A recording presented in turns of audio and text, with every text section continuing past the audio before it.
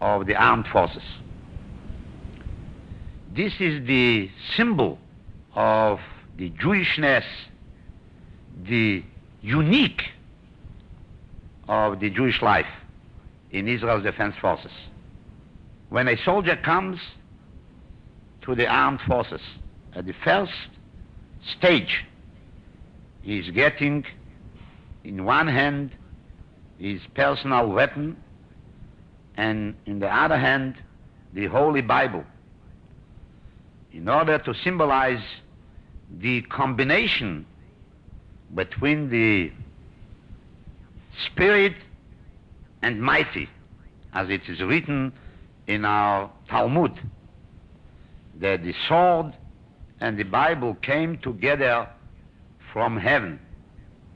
They are combined together. The life of the armed forces is based not only on our power, but mainly on our unique spirit. This is the sacred weapon of the soldiers. According to the regulations of the armed forces,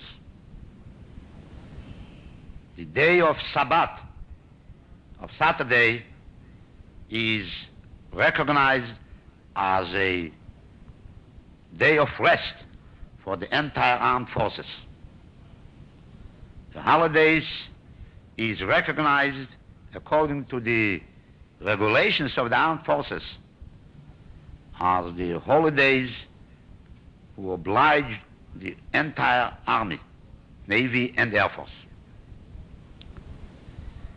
All kitchens in the armed forces are kosher, and they must be kosher according to the regulations of the state and of the armed forces. In every camp, you will find special lectures in Jewish studies. They learn the Jewish history in order to be able to continue the Jewish life and the Jewish heroism that we know about the Maccabees, for example, and other in our long history. In every camp, you may find a synagogue that serves the entire camp and all soldiers. You may know that in the armed forces we are absorbing soldiers from all over the world. It means from Jewish community. They came to Israel from all four corners of the world with their specific problems and specific mentalities. For that reason, since we have, according to the regulations, we have to provide them with all religious items.